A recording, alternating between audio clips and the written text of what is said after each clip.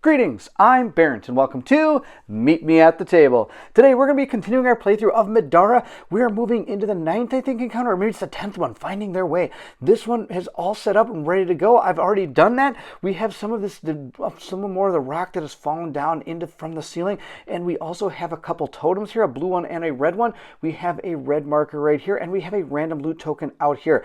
I've set everything up according to our encounter, and I've also even placed the miniatures down. We have our 3 cave sickles and our animate. You'll see how all that is when I show you the book. Also, we're going to read that little blurb again about this because there is no story moments going into this one. Before we do, though, I do want to mention that I'm actually going to try to make sure we see these when we're supposed to. In the last video, I made a few mistakes on that. Also, monsters cannot move diagonal. That was brought to my attention by the depressed Eeyore. He noticed that. I appreciate it. Thank you so much. When you move your monsters or anybody in this game, it's always orthogonal movement, unless, of course, there's an ability or a rule that states otherwise. With that said, we're going to go ahead and check out what is in store for our characters, and if you're excited to see if we can make it through the encounter Finding Their Way, then I need you to meet me at the table. Hello, good morning. Open up your eyes. Hello, good morning. The magic's still inside. Never loved you more than I do now. Living in a sentimental city, right next to an evil town. Hello, good morning. Open up your eyes. Hello, good morning. Finding Their Way. You stop short as Suri holds up her hand. She quickly disappears and reappears a moment later. She warns you that the exit to the next area is going to require a key, and that the creature with the key is strong. Undeterred by her warning, you press on. Soon you round a corner and come into another room with an altar in it. An animate stands before the altar, surrounded by cave sickles. The hulking form screeches and sprints towards you, its axe raised menacingly. As previously mentioned, here is the map that we're going to be playing on, and I've already set everything up. Let's go check out some of the objectives. The win condition for this adventure is an adventurer must find and end their turn on the blue exit. Well, we don't know where the blue exit yet because I don't know where one is. We also have a lose condition, of course, if we are all defeated, so let's not do that. Like some of the previous encounters, we have an achievement like a blur. If you dodge 5 attacks in one round, read the following hidden text. Guess what? Probably not going to happen, but who knows? Maybe we will. Also, the loot level is still going to remain mundane. There's a blue objective on the map, and it says this token represents a large set of locked double doors. When the Warden is defeated, read the following hidden text. And with that, we are able to start. I have no idea what a Warden is. Let's find him and get his key, and let's get to the blue exit. We're going to shuffle up these wonderful initiative cards, give them a good old truffle shuffle, and we'll put them out. Oh, the cave sickles are going first, followed by Rook, Nightingale, Remy, Zeke, and the last one is going to be our animate. That's actually going to work out pretty good. We'll give ourselves all those 3 stamina points. Also, I want to mention that the last mission did not allow us to restore our adventurers, so Rook and Remy both still have 1 damage on them, and the rest of our crew is doing just fine. I don't have any cards that didn't flip, so as I go through their first turns, though, I want to make sure you see who they are and what they have so you can see if there's anything I should have done. Looking at our cave sickle card here, a couple things we need to remember is our cave sickle anatomy. They're immune to poison, and their movement cost is not increased by trainer allies. They do not move diagonal. I do know that. It doesn't say anything about that on here. Then we also have the hive mind, and so I'll have to remember which dice we're going to be rolling based on how many are within their sphere of influence. The only attacks they're going to be making right now at this point is going to be this one, and they might not even be able to make some of these. We'll see how it goes. Let's check out the board.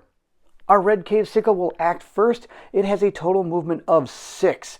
He can move 1, 2, 3, 4, 5 to right here, and then be 1, 2, 3, 4, and be in range of Rook. So let's move him 1, 2, 3, 4, 5 straight down and attack Rook. Now I'll be gaining a +1 to my defense because they will be shooting through this hindering terrain. Also, our hive mind will activate, and it will also encompass this one here. So we'll be rolling an orange and a white die. At this point, I could choose to dodge if I wish to. I'm not going to. We're just going to roll our dice and hope things go well for us. And they did. It got a 10, which normally would hit, but I do have that +1 defense because it's going through hindering terrain. Our purple cave sickle will activate next, and again, it's just going to move up and attack. So we'll move it 1, 2, 3 to right here, and it'll make attack against Rook. Again, it's going to be going through this hindering terrain here. I normally would move it over 1, but I know this guy's going to be coming up and he's going to want that spot there, which is why we're just going to go ahead and make the shot. This cave sickle still only has one person in its hive mind area, so it's going to be rolling a white and orange. I will not be dodging. Let's see how this goes. It got a 9. Again, that is not enough to actually hit me because I have a 10 defense. So far, Rook the Man is doing awesome. This one comes in 1, 2, 3, 4, 5, 6 to right here, and this one again will make an attack. Now, I have 2 cave sickles inside its hive mind sphere of influence, so it's going to be rolling 2 orange dice this time. I'm going to choose again not to dodge. This might be a bad idea. I kind of think I should, but I'm not going to. We're going to see how it goes here. Oh, look at that. 14. So it beat me by 4, and now it's also going to do 1, 2 more damage. So it did 4, 5, 6 damage to me.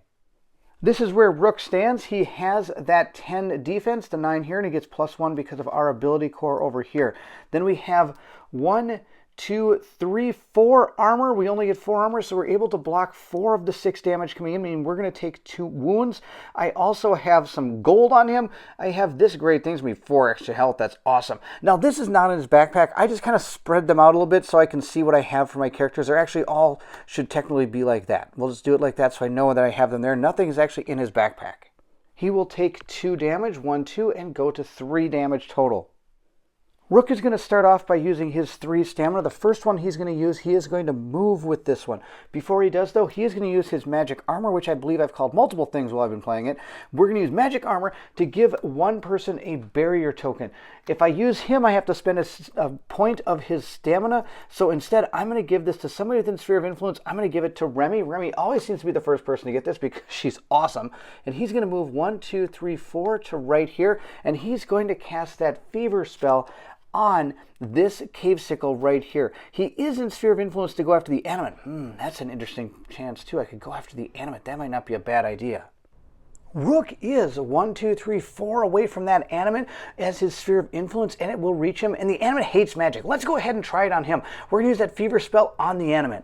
We'll spend our last 2 stamina points to cast our spell. Now he only has a purple casting die. We got to work on that. Well, he got an 11. That's not too bad. Now he has a conviction of an orange and teal dice. Let's see how that goes for him. Oh, we got an 8, 9, 10, 11, 12. Boom! Blew that totally out of the water. So I didn't do any damage to our animate. And sadly, the worst part about it is I don't even get to heal.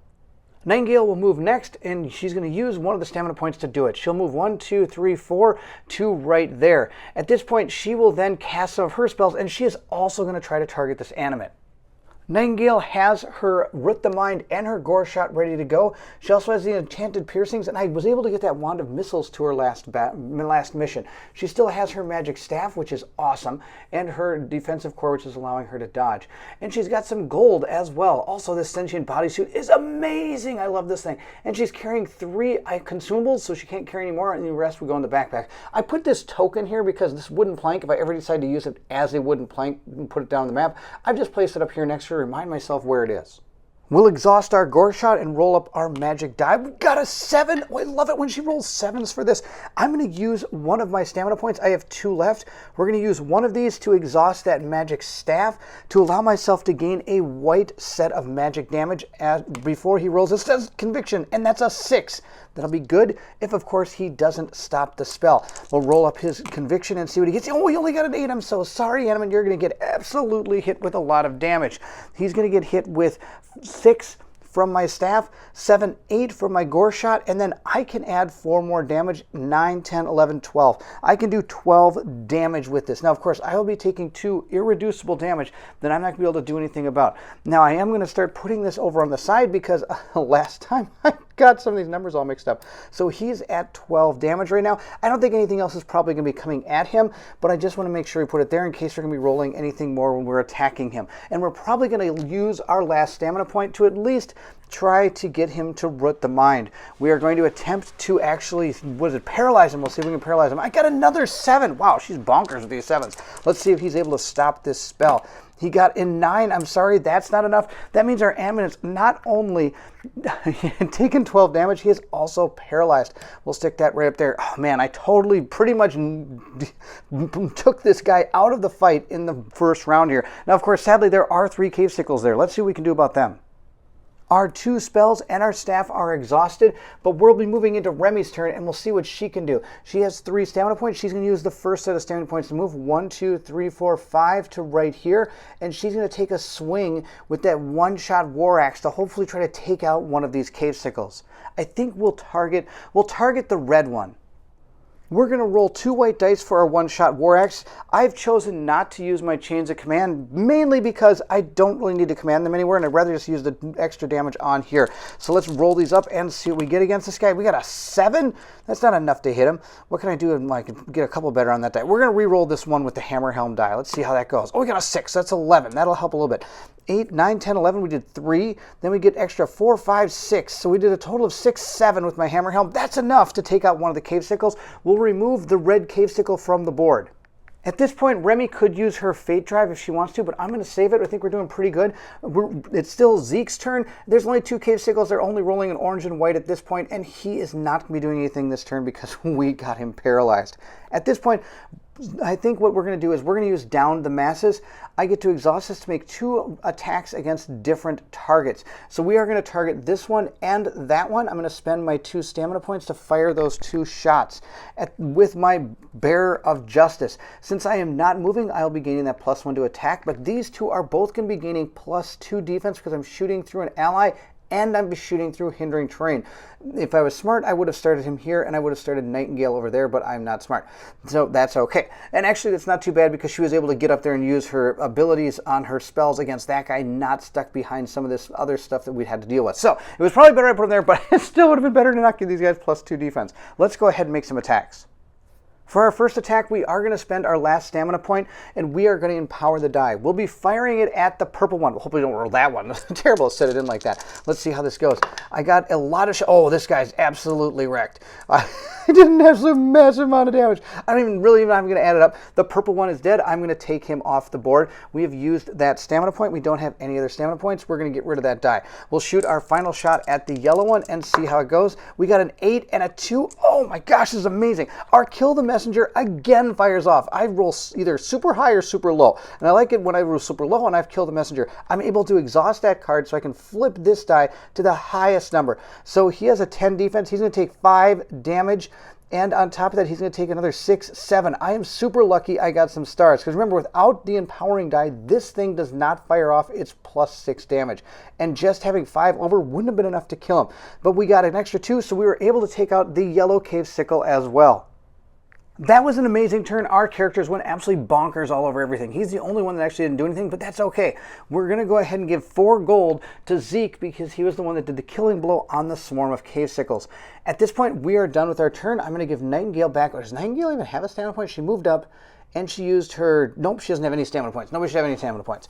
I forgot to take the one off. We are going to remove the Cave Sickle card from this, and we're going to shuffle this all up, put them out there. Hopefully our animate doesn't go first. Our animate is going to lose its Paralyzed token, and it is now immune to Paralyze, so I can't cast that spell on it again. So hopefully we can take it out before that happens. Also, I want to go ahead and make sure we get our loot token, and if we ever get to this area over here, we'll be having to take a look at that, or if we're ever in line while going for that loot token. The first person is Nightingale, followed by the animate. Oh, Nightingale, you got to take that guy out. All right, that's our turn right here. We've got all of these great things.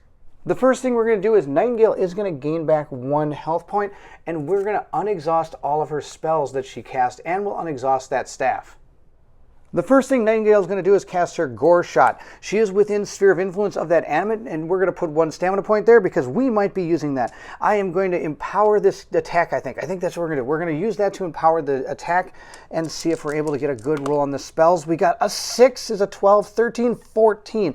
At this point now, I am going to exhaust my 2nd stamina point to use our staff. We'll exhaust that to use a white die worth of magic damage against this animate. We got a 5. That's going to be awesome. I'll put that right here. He gets to roll his conviction, which is an orange and a teal die. Let's see how that goes. He got an 11. I'm sorry, that's not enough. I did not empower that spell. He would have got it. Oh my gosh, that's amazing.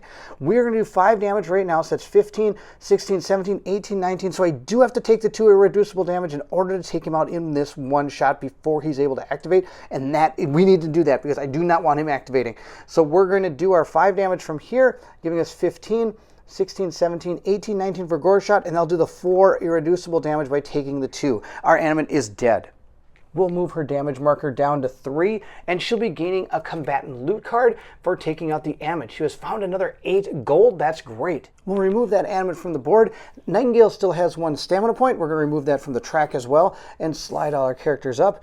She has 1 stamina point left. She's going to move 1, 2, 3, 4, 5, 6. I think she's going to go for the treasure. And she has not been able to activate this yet. And I know this because I've played a lot of HeroClix in my days to know how to try to figure out line of sights on a gridded map here. And so 1, 2, 3, 4, 5. In order for this to cross right here, missing the red circle, it has to go 1, 2, 3, 4, 5. You have to be here. So right now I am not actually activating that totem yet, but I'm sure that's about to change because Zeke will go next, and he's not going to actually get there either. But he's going to use all his stamina points to probably move. 1, 2, 3, 4, 5, 6, 7. 1, 2. And 1, I think he'll go just right there. Zeke is done. It'll be Rook's turn. He will grab 3 stamina points. Let's see what he can do. 1, 2, 3, 4, 5, 6. 1, 2, and then 1 to right there. He will now have a view of this. Let's check out that blue totem and see what happens. The blue totem states a huge lumbering figure sulks in front of an imposing set of double doors. Reveal small and large hidden card number UM2. That's going to be awesome. You spawn the Warden. Okay, so it's not actually part of our normal enemies. That's great. Eternal Sentinel on the space this totem occupied. The creature has a large key ring on the side. It looks like you'll need those keys to get through those doors. Instead of killing the Warden, you could try to steal the keys from it. Any adventurer adjacent to the Warden may spend 1 stamina point to make an Agility 12 check. If they fail, the Warden makes an attack, a melee attack against them. If they pass, read the section below. So at this point, we will actually be opening up both of our hidden card decks and pulling UM2 out. Let's go ahead and take a look at what it is. Here is one of our UM2 cards, and this is the final time I am going to announce that I am going to be spoiling parts of this game. If you do not want to see this, this is where you should stop. Let's go ahead and take a look at it. It says, "No one goes through this door." The Master's words resonated in the animate's mind. All that it was and all that it had become served this command. Many had tried to pass, but he had dispatched them all. The door remained closed, its white marble surface undisturbed. The animate took comfort in its armor. It was fashioned by the Master himself, a glorious relic of ancient times. Its massive blade was a specialized tool of destruction, capable of cleaving through even the toughest steel. The remains of the last foolish creature who tried to breach the door lay dead at the Wanderer's feet. It had struggled valiantly, thinking it could pry its thin sickle limbs through the crack in the door. The Warden had stood so still that perhaps the cave sickle didn't even know it was alive. It must have been surprised when it died. The Master must be pleased. The Warden stood still, as always, ever vigilant. It wouldn't let anything pass. It had sworn to the Master and would never violate its duty. The stench of rotting bodies near the door drove the creatures to the vault away. It was a clever plan, deceived by the Warden itself, and one the Master seemed pleased with. Warden. The Master had called it by that name.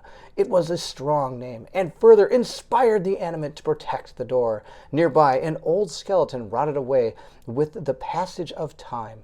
Its frail form crumbled against an inlet in the rocks of the vault. The skull's empty eye sockets stared up at the Warden. The Warden shuffled almost imperceptibly, proud of its most recent accomplishment. After all, the Master was still watching. Here it is. It's the Warden himself. This is going to be awesome.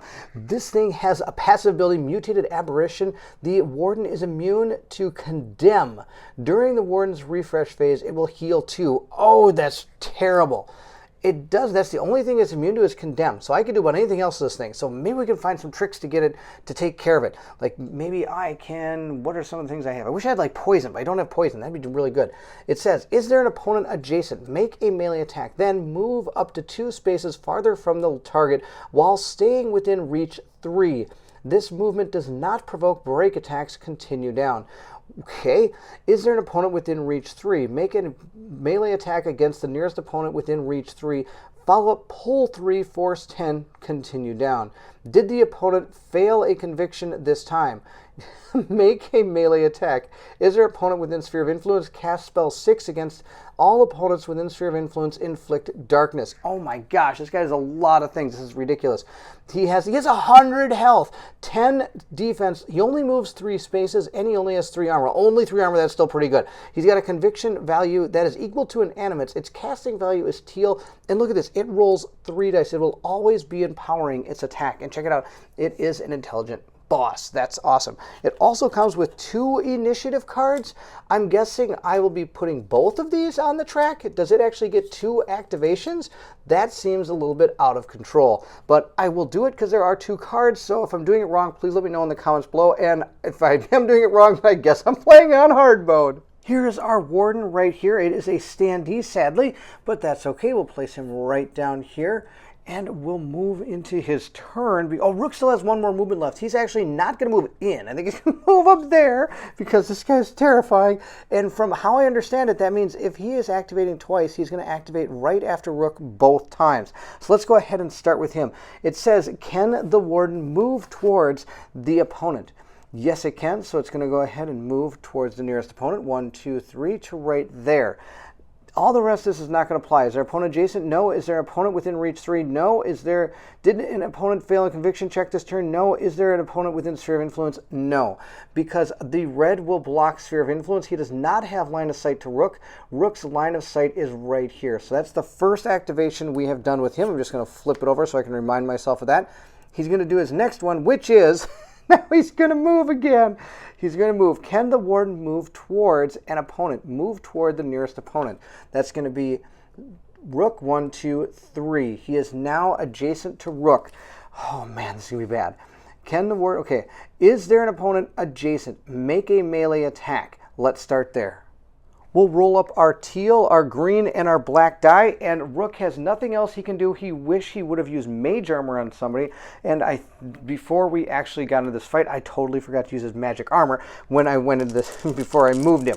He could have gave it to any of these people. Actually, at the end of his turn, he could have gave it to anybody of these people, and I think he's going to. He's going to give magic armor to somebody. He's going to give it to Nightingale. Nightingale's going to grab barrier. There's no reason he wouldn't have casted that before this fight. This is going to be out of control. I need as much help as I can get here. So we're going to give her barrier.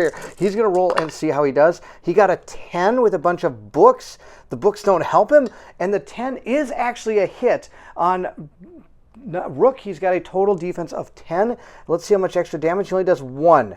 These books aren't going to help him, so he actually didn't do any damage to Rook. We were able to absorb all that with our armor. Moving back down to our board, we have made our attack, so then it says, move up to 2 spaces further from the target while staying within reach 3. This movement does not provoke break attacks. Continue down. Let's move him to 1. He can only move to there. If he moves to here, he will be out of reach for his reach 3. So I'm just going to move him to that place right there. Let's continue down. It says... Is there an opponent within reach 3? Yes. Make a melee attack against the nearest opponent within reach 3, then use a follow-up pull 3, force 10. So if he's able to hit, I have to take a force 10 hit or get pulled 3 towards him. The Warden will again roll his dice up and see how he does. He got an 8, 9, 10, 11, 12. That is 2 over Rook, and he does 2 more physical damage here. So that's 1, 2, 3. Oh, he does 2 magic damage. Oh, that's brutal. So he's not going to do any physical damage to Rook. Rook is going to take 2 magic damage. He will soak up the physical damage because he's only, what does he get? 8, 9, 10, 11, 12. He did 4 over Rook's, or 12 is only 2 over Rook's defense, and these 2 are 2 physical. That's total 4 damage. He's got 4 armor. He can soak that up, but he can't deal with the 2 magic damage. So Rook will take those 2. Rook goes down 1, 2. The joy is not done yet. We're going to continue down. We now have to deal with our force 10. And did the opponent fail a conviction check this turn? Make an attack. Let's take a look at that. Since he did hit me, I have to make my conviction check of white and purple. Let's see how that goes. We got a 13. We stopped that. Oh, that's pretty awesome. So that means that this is not going to fire off because it says, did an opponent fail a conviction check this turn? No. Continue down. Is there an opponent within sphere of influence? Cast spell 6 against all opponents within sphere of influence. Inflict darkness. There's only one person within sphere of influence, and you guessed it, that is Rook. We're going to roll his casting die right here and see what he gets. He got a 4 plus 6 is 10. I've got a conviction of white and purple. Let's see how that goes. I got a 9. Oh no, that's not enough. I am going to use my Ethereum Cotier to allow me to re-roll this die. It says right here, once per encounter, and at any time, re-roll any die except the black die you or an ally within sphere of influence rolled. It's really, really powerful. I hate to use it for this, but I think it's something we have to do. Oh my gosh, I rolled another 2. That was the biggest waste of a card I've ever seen in my life. He's going to take a use token on that, and he's going to gain darkness because he missed it by 1. I can't believe that. We'll put our token there and grab our darkness tile that states that now we cannot dodge, and I have -1 to my defense. When fighting this guy, that's going to be pukey. That is the Warden's second activation. Oh my gosh, this guy's awesome. We're going to gain 3 stamina points for Remy. Remy's going to move with one of her points. She's going to go 1, 2, 3, 4, 5, 6, right next to Rook. Then she's going to use another stamina point to move right here. She will stop right there. And at this point, she has 1 stamina point remaining. I used 2 to move. I'm going to use that last stamina point to try to get those keys off of his neck. Remy has an agility of 6. She has the most agility we have. Now, I also have my fight drive. I could choose to hit him if I want to, but I kind of want to see how the cards are going to get laid out in the next round to decide if I want to, and maybe we'll go to town on him then, because if I ever hit him now and then he comes up first in the order, he's just going to heal it all back pretty much. Let's go ahead and try to get those keys. I only need to roll a 6 on these because I have +6 to this roll. Let's see how it goes. I got an 8. 8 plus 6 is 14, and we only need to pass an agility 12 check. You feign wide and dive past the Warden's defense, snagging the keys from around its belt. Discard the blue objective token. Place the blue exit token on the space the token occupied. Sweet! So we're going to remove this token, put the blue exit token there. All we have to do is make it there. I guess technically don't have to beat this guy, but let's give it a shot. That's the end of Remy's turn. We'll flip all our cards over and give them a good old truffle shuffle. Now, sadly, he's got 2 of those in here. And you saw how many attacks this guy can make in 1 turn. And he's probably going to cast darkness on all of us, which is going to be terrible because that means we can't dodge, which is going to be pretty crucial to this. Let's see how it goes. Oh, he's going to go first. Then it's going to be Nightingale. Then Rook. Oh, he's going to go then. Oh, no, I've got... Remy, you're in the way. Oh, no, that's going to be terrible. We'll start with the Warden, and he's going to start by, can it move towards the nearest opponent? No, it cannot. But is there an opponent adjacent? You bet there is. This adjacent opponent is going to be Remy. Remy's about to get rocked. So she's going to get attacked. Then this guy's going to move 2 spaces further from the target while staying within reach 3. This movement does not provoke break attacks. Continue down. I'm going to make the attack, but then he's going to move 1, 2 this way. After that, he's then going to, is there an opponent within reach 3? Make an attack against the nearest opponent within reach 3. That's awesome. Then he's going to pull this person towards me at force 10. So let's go ahead and make a couple of those attacks. I do still have the ability to counter. I am not in darkness, so we're going to roll it up. I've got 4 books. That didn't help at all. That was terrible. Let's see what the Warden does to us. He got a 9. He missed us. That's awesome, because I have a 10 defense, which is perfect, which means I can counter if I have the ability to do it. Oh, sadly, I don't think she has anything that lets her counter just on her own. Only Rook does, but that's okay. He made his attack. He missed. He's then going to move away 2. Now he's going to attack with the reach 3. Let's see how this goes. I don't have any stamina points. I can do anything about this. He got an 8, 9, 10, 11, 12. So he's going to do 2 damage, 2, 3, 4, 5 damage. He's going to do a total of 5. I do have 2 armor, so I'm able to soak up 2 of the damage. Sadly, this is not going to help me. It's only against melee attacks. Oh, it is a melee attack right here. So I'm able to soak up 4 damage. I'm only going to take 1. And I could exhaust this while making a dodge to reroll your dodge attempt. Well, that would have been fantastic, but it didn't matter. He missed us anyway on that first dodge. Totally forgot about that. I knew there was something I could do, but sadly, nothing I can do to counter, which would have been really good. So he is still going to deal us 1 damage, and he did hit us, which means we have to roll our conviction against this pull force 10. Her conviction is 2 white dice. She has this, which says that her conviction upgrade is X, where X is one of your equipped combat dice.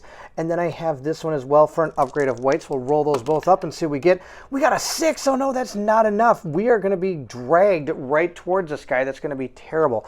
Oh no, I think we're going to actually use this right here once per encounter.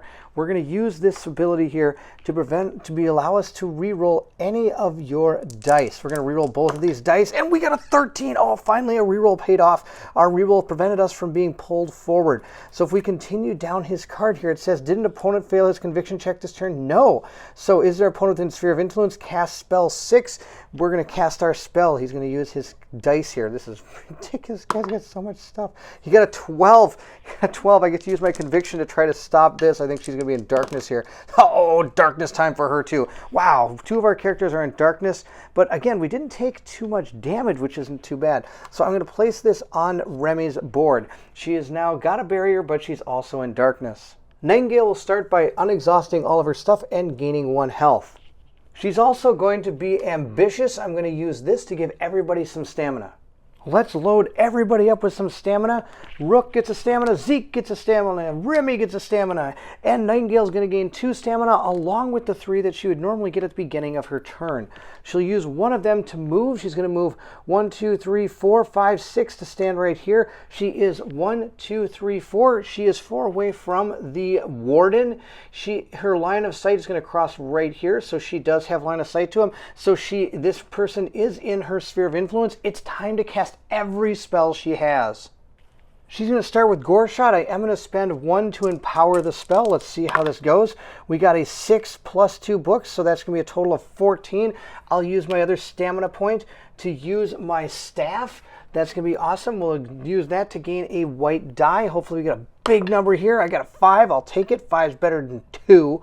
We'll roll his conviction dice. It's an orange and a teal. Orange and teal. Let's see how it goes. He got an 8, 9, 10, 11, 12. Sorry, that's not enough. If I didn't empower that spell, it wouldn't have worked. We were able to hit him with a total of 11 damage because I am going to take the 2 irreducible damage. So he has taken 11. He's down to what, 90 something or 80 something? We'll start piling these up over in the corner, I guess, over here, right down this tile, this part of the board right here.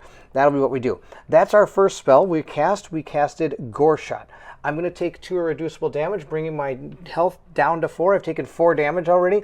We'll remove all of these dice, and we're going to now cast Root the Mind. And at this point, I am going to empower this spell as well. Now remember, this is only going to affect him once if it even affects him. We'll see how it goes here. Oh my gosh, I did fantastic. Let's see about his convictions. He's going to convict with a 16, but believe it or not, that's still not enough. With his max roll, he could not beat out Nightingale. Oh, she's a casting queen. She has a 6 plus 6 is 12, 13, 14, 15, 16. He is now paralyzed, which means he is going to be skipping his next turn. I'm going to place that right on his activation card so I remember. That's going to be the end of her turn. She did 11 damage, and on top of that, she paralyzed him.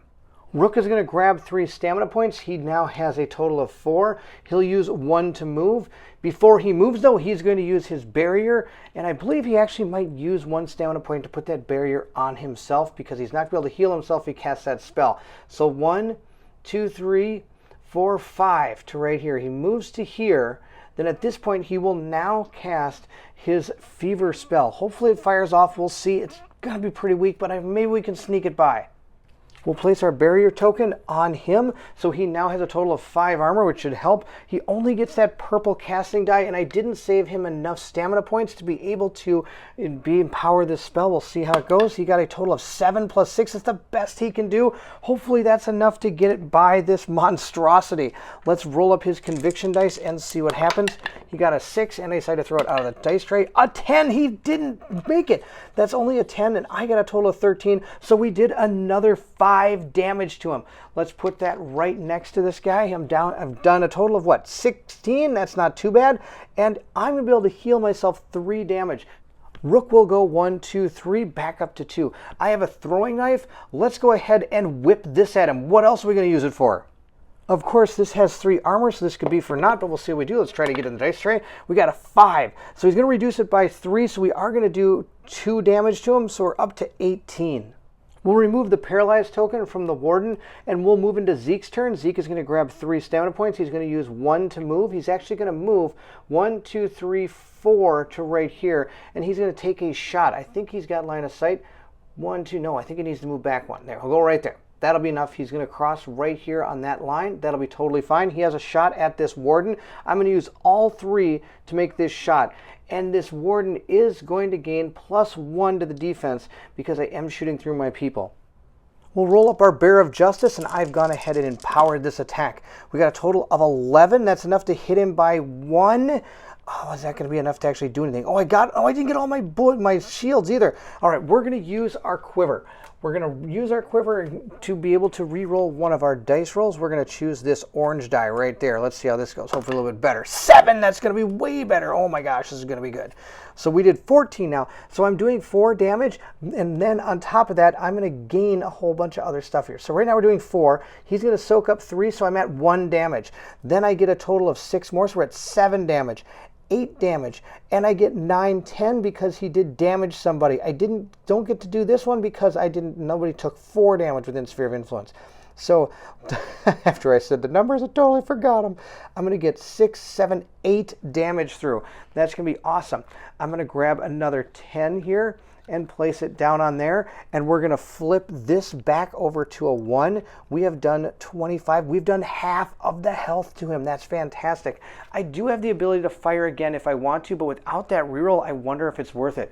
I think we are. I don't know how many other times I'm going to get a chance to do this. Oh, I did forget something. He is going to be able to gain 1 defense, so I'm going to have to flip this back to a 3, and I'm going to, instead of giving him, what I say, 8, 6, 7, 8 damage, I'm only able to give him 7. So let's put this down here, and then we're going to remove the 3. That's how we're going to do it. We are still at 25, but he gets +1 defense because I am shooting through my people. I forgot about that. I do have my fight drive. I think we're going to use the fight drive, but we're also going to use an MF Fortitude potion. That's going to give me 1 stamina point, and that stamina point is going to allow me to empower this attack. So we're going to empower the attack again for the Bearer of Justice, and I'm going to put a use token on this. We have used our fight drive. Let's see how this next attack goes against the Warden. We got a total of, oh no, a skull. We got a total of big old nothing, which is sad because it probably would have worked out pretty good in our favor. We're working hard at taking this guy down. I get 4 stamina points for Remy. Remy has 3 from her start, and she starts with 1. She's going to spend 2 to fly. She's going to keep the other 2. She's going to fly 1, 2, 3, 4, 5 to right here, so I can get some flanking attacks going against this thing. We're going to use our one-shot War Axe, and I do have my Hammer Helm card, and I get +1 to my attack because I am flanking with Rook. Let's roll up our dice and see how it goes. I got a total of 11. That is enough to hit. He only has a 10, and I got actually a 12. So I'm 2 above, so 2. Then I get the damage, 3, 4, 5, 6. I get a total of 6 damage, plus this is 7. So I did another 4 damage. I'll take it. We'll put up a couple more tokens here. I've got a 3 and a 1. And at this point, I think she now is going to use her fight drive as well. We're going to put a use token on top of this. So her fight drive has been used.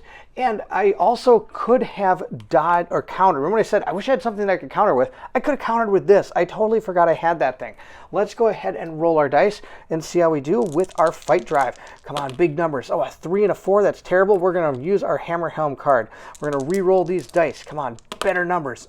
2 4s. Oh no, we got nothing. We got nothing from the fight drive. The fight drive went big old bonkers.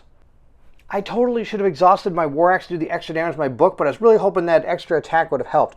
We're going to put that there. We're going to mix up all of our cards again. We're going to give them a good old truffle shuffle here and see who's going to go first. Hopefully it's not going to be that Warden again. I really want to get a whole bunch of attacks in before he does. Well, actually, I like having his attacks spread out. At least we have it. Well, of course he started. Oh no, remember when I said I wanted to... No, it's going to be really bad. Okay, hopefully we make it through this round. If we do make it through the round, we might have an okay chance of doing some more damage. I might be losing a character here. We'll see how this goes. We'll start with our first Warden card. The first part of his card, of course, will say, does it move? No, but it does heal 2. So we're going to remove 2 damage from him. He is at 27 damage. We're going to go to, can the Warden move towards an opponent? No, it's already there. Is an opponent adjacent? Yes. Make a melee attack. Doesn't give a reason who it's going to attack, so it's just going to go over here, and it looks like it's going to attack Remy. Sadly, Remy cannot dodge this because she's in darkness. Let's see how this goes. We got an 8, 9, 10, 11, 12, so that is going to be 3 over. We do not have to worry about, we get 1, 2, 3. So 3 plus 3 is 6 total damage coming in against her, and she has 2 armor that she can use, plus she's got a lot of her other stuff here too.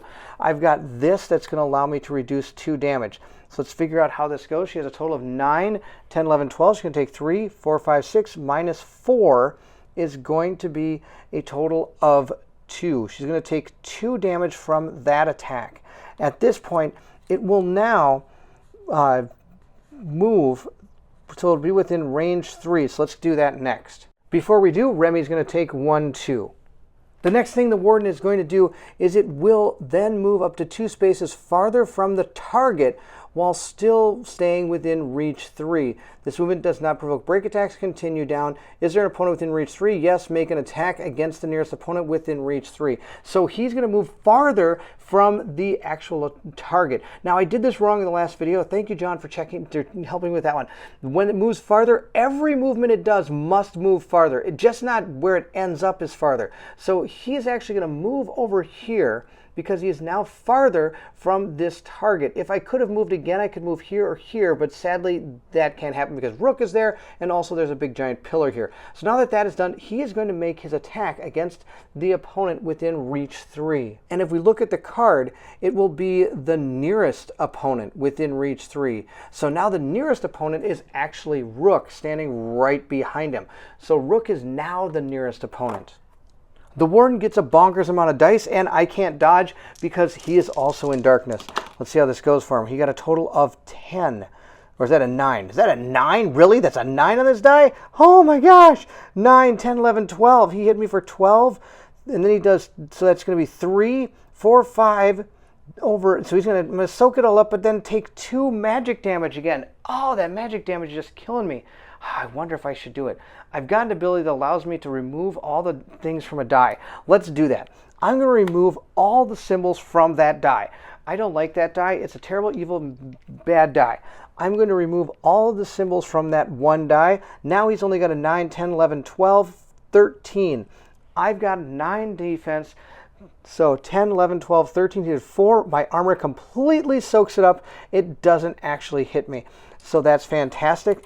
And then it was follow up pull 3. It's not going to follow up anything. So did I make a fail of conviction? No. So is there an opponent within sphere of influence? Yes, there is. But before he does that, since he did no damage to me, it's counter time. I'm going to counterattack against him with my Morning Star and my medium shield. Let's see how this goes. We usually know how this goes, but let's give it a shot and see how it goes.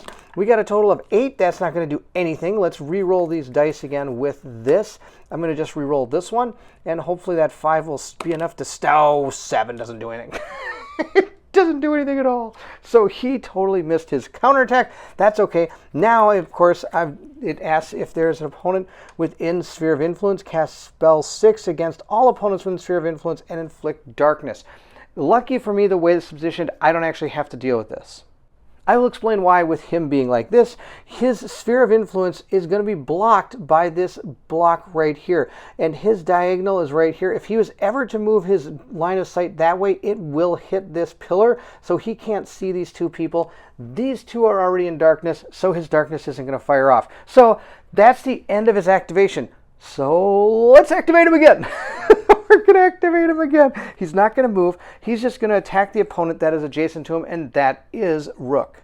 Before we make the attack, we are going to heal 2. He's at 25 health. We're going to roll these up and see how it goes. He got it. Oh, he totally missed. Well, he would have missed anyway. He got an 8, which missed, and he got a skull. That's fantastic. He missed. You know what happens when you miss when you attack a melee against Rook? You got it. Counter time. We're going to counterattack with that. And of course, we've already exhausted this, but we're going to give it our best shot here. We get 2 white dice, and hopefully we can get something out of them. Something good. We got a 9. That's not enough. We need a 10. He didn't hit again. That's okay. He's going to put those back. You know, Rook is there to take some hits, and he's doing a great job of it.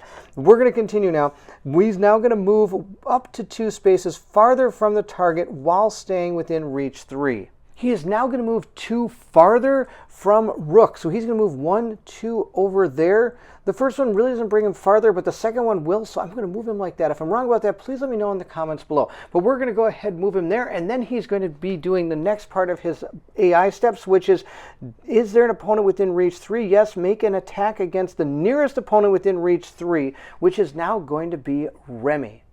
Remy is in darkness, so she has nothing she can do about this. She has 9 defense, and he's going to come at her. He missed again. He got a skull. That fails. An auto fail. That's fantastic. This time, we are going to remember to counter. I've got my coat here that allows me to counter. We're going to use our one-shot war axe, which is going to allow us to roll 2 white dice. Hopefully, these are going to be good. But sadly, it has not been her turn yet. From last time, her hammer helm is still exhausted, but I still will get the passive +1 damage if I can hit. I didn't hit. Oh my gosh, how many times do I roll 2s on this die? So sadly, the counterattack did not affect the Warden. With the failed attack, that means that his follow-up will not happen. So we'll just go down to, did I fail a conviction check? No, I did not. Is there opponent within sphere of influence? Cast spell 6 on him. Again, 1, 2, 3, 4. Oh, I think we're going to be able to get him. 1, 2, 3, 4. We can get Nightingale inside of this sphere of influence because it's going to cross right here. He has sphere of influence to Nightingale, so she's going to make a conviction check against the spell he's going to cast. These two are not because they already have darkness on them. We'll roll his casting die, and he got a 13. She's got 2 white conviction dice. Let's see how these go. Not a 13. So we've got our third person in darkness. I've got all this ability to dodge, and I'm not going to be able to do anything about it. That's the end of the double Warden turn. Nightingale should have gained her extra stamina point back, and I'm now going to give her 3 more stamina points. Our Warden has double activated. He is double done. I'm going to flip these cards over. I don't want to see him anymore. Nightingale is now going to unexhaust all of her stuff. She is going to heal 1 damage. The Sentient Awesome Suit is going to raise it back up to 3 damage. She'll exhaust Gore Shot, use 1 stamina point to empower, and will probably be using that staff as well. Let's take a look at how she does. She got a total of 6 plus 2 more books. That's awesome. Yes, I will use the staff. Let's roll up our damage on that. Another 6 damage. That's fantastic. He does get his conviction of a teal and orange die. Let's see how that goes. A 2 and an 8. Oh, that's a 10. Sorry, man. You didn't make it because I got way more than you did. So I'm going to do another 6 damage. Plus, on top of that, I'm doing another 6 damage with my Gore Shots. That's a total of 12 damage straight past armor. That's awesome. Let's get another 12 damage out on this guy. We're totally taking him down slowly and slowly. So he is at 10, 20, 37 damage. Oh, wow, what a big epic fight this is. Nightingale's going to save that last of her stamina points, and we'll move into Zeke's turn. He's going to just use all 3 of his stamina points to take a shot with that bow. He can see the Warden from where he is. He's going to be right there. Our Warden's going to be right there. And from center to center, we're good to go. I'm going to use the bow, and we're going to empower it, and it's going to be awesome. Let's roll up our dice and see how this goes. We got a total of 6 and 4 shields. That's amazing, but this 3, that 9, is just not going to hit, and I don't think that's the lowest number. No, a 2 is the lowest number. So we do have to use our quiver to re-roll this die into something better. Oh, another 6 is perfect, so that's going to be 12. So we did 2 over what we're supposed to do. That means that we're going to be doing a total of 6 damage from this.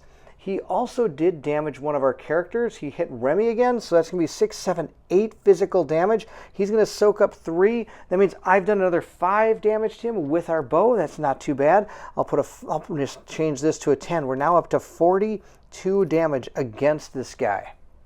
Remy is going to unexhaust her Hammer Helm card, and she's going to unexhaust her Swashbuckler's gear here. Then she's going to use her Vitality Juice Box, I think. We've been pretty lucky. This guy could probably hit you like a truck. Now that I know it's a 9 on that die. So we're going to use the Vitality Juice Box to heal me or an adjacent hero, or sorry, you or an adjacent ally 3. We're going to do that. She's going to go back up to 1 damage. With the 3 stamina points she's going to gain at the beginning of her turn, I'm just going to swing that War Axe and empower it. Our one-shot War Axe comes in, and it's all empowered, and I took a massive hit against this guy. Finally, she comes in with something really good. Let's take a look at how this is going to go. I'm doing an extra 1 damage with my Hammer Helm card, but we have a 7, 8, 9, 10, 11, 12. Yes, math on my hand. We're going to do, that's 2 over. So we're at 2, and then all this is going to be damage. 2, 3, 4, 5, 6, 7, 8, 9, 10, 11, 12 damage. I am going to exhaust this to get these books. So we're at a total of 12 plus 1 is 13. Wow, that's really good. I can't believe it. 2, 3, 4, 5, 6, 7, 8, 9, 10, 11, 12, 13 damage. He's going to soak up 3. That's another 10 damage we did just with one swing of that axe. Oh, this is so good. Look at this. I'm just piling them up. 10, 20, 30, 40, 50. He's half dead. He's half dead, and I've still got one more guy that can go. That's awesome. And I don't even have to exhaust this. I wish I had another way to attack now. I could use that Hammer Helm card. Rook is going to gain 3 stamina points. He's first going to use his magic armor on, well, actually he can't use it on anybody because the only person he doesn't have yet is Zeke, and Zeke is not in his, oh, it is. His sphere of influence is going to cross right here on this corner spot. 1, 2, 1, 2. It's going to cross right there. So that means I do see him in my sphere of influence. We're going to give him a barrier token. So now all of our characters do have barrier. That's the last one that needed it. He's then going to use 2 of his stamina points. He's going to keep 1, and he's going to cast that fever spell again. We'll see if this works. He needs to roll a big number. That's not going to be big enough. I don't think even getting low numbers in these isn't going to help. Oh my gosh, you blew out of the water. 15. Okay, the spell did not go off. Not the end of the world. It is now going to go into the next round. We'll deal out our stamina points. The people that kept them, Rook kept his stamina point, and Nightingale kept 2 of her stamina points, which is just fine. Let's take all of our cards, grab his 2 initiative cards, give him a good old truffle shuffle here, and see who's going to go next. We're doing pretty good. We've got him down to 52 health. We're halfway there. But of course, if he goes first, we're going to be at 50 health because he heals automatically right at the beginning. Let's see what we got. Rook is going to go first, followed by Zeke, then Remy, then the Warden, then Nightingale, and then the Warden again. I think that might not be too bad now that I look at this. Let's see how this is all going to shape up. We'll start with Rook. With his 3 stamina points, he might just cast that fever spell twice. And I'll tell you why. It's kind of a weak spell, and I probably should be running up and attacking. But I've somehow got this guy in a weird bounce, where he's bouncing back and forth between these 2 people and not really getting to cast any darkness on Zeke. So I like kind of the way this is all going back and forth, and I think I'm going to try to keep that to the best of my ability. So we're going to cast Fever twice on this guy. I could save some to dodge, but you know what? He's under darkness, so dodging isn't going to help him. We'll roll up our casting die. For our first spell, we got a 6, and he got a total of 10. So I think we actually got him. We did. We got him. He's going to take 5 damage for that spell. That's awesome. And I'm going to be able to heal my guy. Or I could heal anybody else within Sphere of Influence. I'm choosing to heal myself. 1, 2, 3. We're going back to no damage on Zeke. Or sorry, not Zeke, Rook. Rook now has no damage. I'm going to cast my second spell. We're going to use the same spell again because it's not an exhaust power, so I can keep casting this. Well, that's not going to work. We got a 9. He got that 9. Oh man, I don't ever want to see that 9 when he's attacking me. Imagine if he hit with both these. 17. What are you supposed to do about that? Oh, just take it, I guess. Zeke's going to gain 3 stamina, and he's just going to fire that bow again and empower the bow. It's going to be awesome. I believe he still has line of sight to this. Let's just make sure. From there to there, yep, he's good to go. He's going to be able to shoot it. Now, sadly, I'm not going to get the +2 damage because I don't believe that an attack made against an opponent that dealt damage to an ally since the end of your turn gains +2 physical damage. I don't believe he's done that because he went, but it was after the first 2 cards that he used. So his turn actually hasn't come back again around, but Zeke's has. I could be wrong about that, but we're going to just say that I believe nothing has actually been hitting anybody yet. We got a total of 6, and we got another one of those. This is a terrible roll. I'm going to use my quiver to re-roll this into a 7. That's a 13. And we got 1, 2, 3, only 4 books. We didn't do any damage to this guy. Or shields, 1, 2, 3, 4 shields. I need 5 to activate that. Oh, so sad. Remy's turn is next, and she again is just going to empower her attack and hit that guy. We'll roll these up and see how it goes. I got a total of 7, 8, 9, 10, 11, plus some more here. I think we're going to keep this roll. I know it's not a ton, but hey, that's better than nothing. We're going to do some damage. We're going to get our Hammer Helm card back in here. So again, we're over 2. We got 2 over. 2, 3, 4, 5, 6, 7, 8, 9, 10, 11, 12. We did 12 damage, so I'm going to exhaust this. So that's so good. Really? 2? 3, 4, 5, 6, 7, 8, 9, 10, 11, 12. 12 damage. He gets to soak up 3, so we're going to do 9 damage to him. I'll grab another 10 spot here and get rid of one of these 1s. Let's see how we're doing. 10, 20, 30, 40, 50, 60, 71 damage to him so far. Oh my gosh, we're going to get him. The first thing the Warden's going to do is he's going to heal. He is at 64. I had one of the ones, I counted a 5 as a 10. So instead of 71, he should have only had, well, this is his true health here, 64 damage. He is now going to make an attack against an adjacent opponent, and that's going to be Remy. Remy is adjacent to him. Let's see how this goes. He got a total of 11. So he did hit her by 2 because she's still in darkness. So that's 2. Then he's going to gain 3, 4, 5 damage against her. And she only has 2 armor, so she is going to take 3 damage. She'll move down 1, 2, 3, back to 4 damage. He's now going to move farther from the opponent. And remember when I said I was bouncing him back and forth? No, not bouncing him. He's going to move 1, 2 right there because he wants to keep on moving as far away from that opponent as he can. At this point, he is now going to attack the closest opponent with his reach 3. Rook is going to be attacked by the Warden. Let's see how this goes. It got a 12. Oh, no, it got a skull. It totally missed. That's great. So its follow-up attack is not going to happen.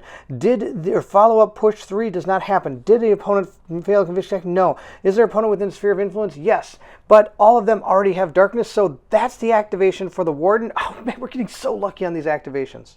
Nightingale is next. She has a total of 5 stamina points. She's going to use one of her stamina points to move. She's going to move herself right here so she can get that guy in sphere of influence. Nightingale will unexhaust everything and gain back 1 health.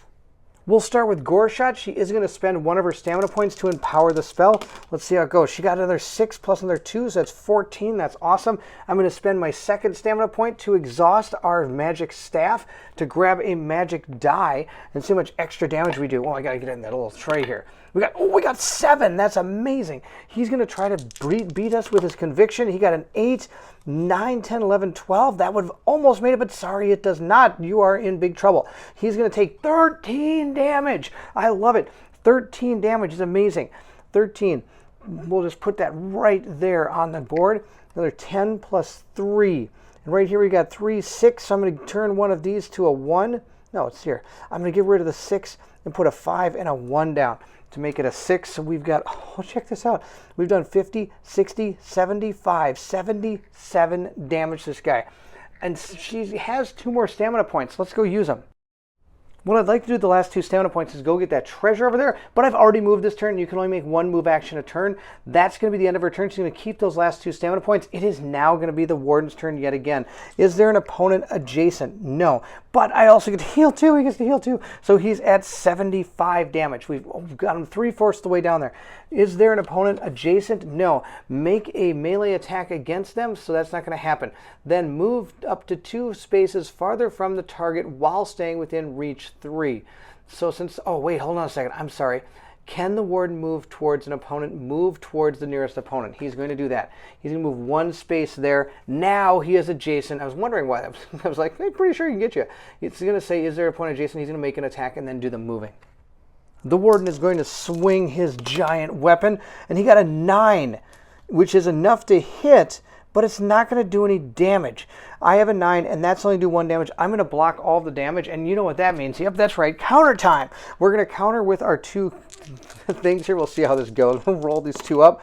We got a 13. That's actually going to do awesome damage. Let's pull in our mace because that's going to... Morningstar, I apologize. This is going to be awesome.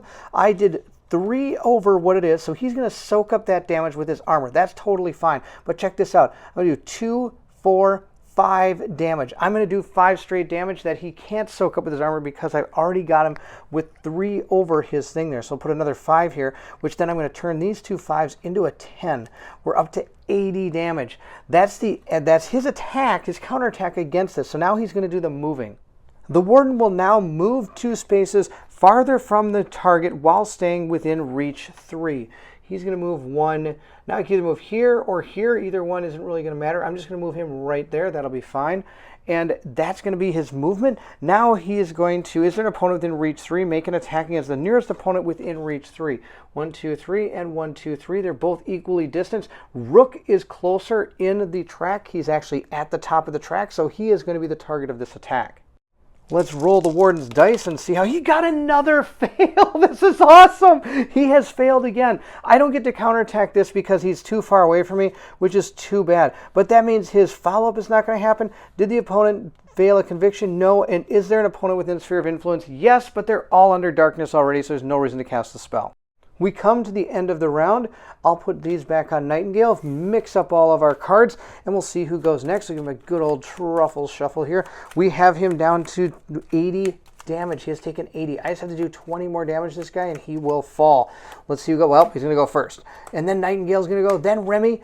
Oh, the Warden, and then Zeke, and then Rook. Oh, I might have been able to get him if we would have had all of our guys first. But that's okay. We'll start with him. He is going to heal. He's going to go to 50, 60, 70, 78 damage now instead of 80. And he's going to start by moving towards the closest person.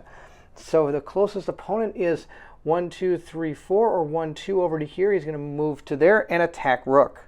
We've got all of his dice right here. Let's see how he does. He got a 10. That's enough to hit me. He's going to do a lot here. 10. He hit me by 1. So he's doing 1 and then all of this. 2, 3, 4, 5. Oh, he did only 5? That's not enough to do any damage because I've got 5 armor. So I block all of it. Oh, I've only got a 9 defense. Yep, that's still enough. 9 defense. He did 5 damage. 1, 2, 3, 4, and 1 over is 5. That's enough for me to dun counterattack. We're going to use this to counter. I've already used my ability core, and I haven't come back to my turn yet. So we're going to use that to counter, and I'm going to roll up my 2 white dice and see how we do. We got an 8. Oh, that 2 just is so sad over here. It's the saddest 2 I've ever seen. He will now again move 2 spaces away and attack Rook from there with his reach 3. Oh no, it's going to change a little bit because Remy is actually in the front before him in the activation this time. So Remy is the one, 1, 2, 3, 1, 2, 3, to get attacked by the Warden from his reach 3. He's going to roll up his dice, and sadly, I totally forgot about my Morningstar. I could have made that sad 2 not a sad 2 by using that. That's okay, we've missed that. We'll keep going. I got a total of an 11 here with a lot of books. I love seeing books because books don't do anything for me. Get rid of that die, blah. You got an 11. That's going to be 2 over it because Remy has a 9. So 9, 10, 11. We got 2, 3, 4 damage coming in, and she only has an armor of 2. She'll take 2 damage, taking her down to 6 damage that she's taken. She has a total of 12, 13, 14, 15, 16, 17, 18 health. So at this point, once she goes past 9, she can't fly anymore. So I have to keep that in mind. I now have to pass my conviction of force 10. Let's see how this goes. I got an 11. We were able to pass that. So I'm not going to be moving anywhere. I'm not going to be pulled anywhere. Did the opponent fail a conviction check? No. Is there an opponent within sphere of influence? Yes, there is, but all of them are under darkness, so there's no reason to cast that spell. Nightingale has a total of 5 stamina points. She's not going to use any. She's just going to start by casting Gore Shot. Of course, she does get to heal 1 because of that sentient bodysuit, so she has a total of 3 damage on her right now from her last time she had to take that to irreducible. We'll exhaust Gore Shot and we will empower it with 1 of her stamina points, leaving her with 4. We're going to roll our die with our empowering die and see how it goes. We got a total of 5, 11, 12, 13. That's enough. Well, I don't know if it's enough, but I'm going to use my other one to go ahead and exhaust our staff to grab some magic damage. 3. We'll roll up his conviction and see how it goes. He got a total of 8, 9, 10, 11, 12, and he's got a 5, 11, 12, 13, just enough. Oh my gosh. All right, so we're going to do 3. We'll add another 3-pointer here, and then I get to do 6 damage. So I'll add another 6 damage to this person. So we're going to turn this 5 and 6. We're going to flip this 5 to a 10 and remove this other 5. Then I got 3, 6, 7. 7 more here. So we've got a total of 50, 60, 70, 87 damage on this guy. Oh man, that's so good. Now I do have to take the 2 irreducible damage, and I might have missed one while I've been casting this spell, but she's still not in any danger, and I wouldn't have actually been close to danger with her because she hasn't been getting attacked by the Warden yet. Now Nightingale's going to move 1, 2, 3, 4, 5, 6 to right there using 1 of her tokens. Then she's going to use other stamina point token to go ahead and grab this loot. Let's see what it is. We have found a yellow loot. You find a pile of treasure! The party gains 20 gold. Remy's next. She's going to grab 3 stamina points. She's going to use 1 of them to move 1, 2, 3, 4 to right here. Then she's going to use the other 2 to hit with that war axe. Let's see how we do. I got a total of 6. That's terrible. Let's roll those 2 again. And hopefully it gets a little bit better. I didn't get much better. We got a total of 9. The Warden will go next. He will start by healing 2. He is up to 50, 60, 70, 85 damage. We're going to go ahead and make our first attack. He's not going to move. He's just going to make an attack against the opponent that is adjacent to him. He'll roll all his bonkers dice here and see what he can do to Remy. Oh no, this is what I was not looking forward to. This is going to be a ton of damage. 9, 10, 11, 12, 13, 14. 14. He is now, what? Well, actually, this is pretty easy. She's got a 9 defense, so it's 5 over her defense, doing 5, 6, 7, 8, 9 physical damage. I'll be able to absorb 4 of that, so 9 minus 4 is I'm taking 5. Wow, really? 5, 6, 7, 8, 9? Yeah, I'm taking 5 damage. We're going to take 5 damage from that. Then I'm going to take 2 more damage because it's magic. So I'm taking a total of 7 damage from that attack. That's absolutely bonkers. I knew it had to come at some point. He was going to get a big hit in. So we're going to be taking 7 damage. 1, 2, 3, 4, 5, 6, 7. We're at 13 damage. We've taken 13 damage. And like I said before, she has quite a bit. She has 12, 13, 14, 15, 16, 17, 18. She has 18, so she actually only has about 5 damage left she can take. He will now move so he can be 2 farther away from her, and he will now make his attack against Rook because Rook is the closest within reach 3. We'll roll up all our dice and see how this goes against Rook. Rook is not going to be too bad. 11, so 9, 10, 11, so that's 2 over 3, 4, 5. So he took a total of 5. He can block all that with his armor. We have absorbed it all, and we're ready to go on to the next turn. Sadly, I don't have any way to actually counter this time because everything's still exhausted. But we'll continue looking here.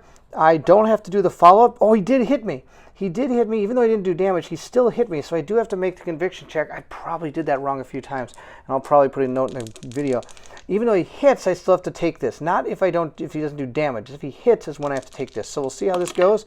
I got a 13. That's plenty. I don't have to worry about my conviction. I didn't fail the conviction text, and everybody that could possibly be dealing darkness already has it. So again, we are done with that attack. Zeke is going to gain 3 stamina points. He's going to use 1 to move and 2 to shoot. He'll move 1, 2, 3 to right there, and now he'll use his other 2 to actually take the shot at him. I cannot empower it, but I can still fire my bow. I got 2 3s, and neither of them are the... Is this the lowest? Nope, the 2 is the lowest. Really? Oh, that's so terrible. I'm still going to re-roll this one. We're going to re-roll this one and see how it goes. I got an 8, 9, 10, 11. That is enough to hit him. So we did 11. We did 1 over plus another one is 2, so we did 2 damage. He's going to soak all that up with his armor. Oh, no, he's not. I need to do the plus 2 because he did do damage to somebody. So I did a total of 8, 9, 10, 11. So I did 2, 3, 4, 5. I did 5. So I did 2 damage. I'll take 2 damage. That's not too bad. Get it? 2 damage. Too bad.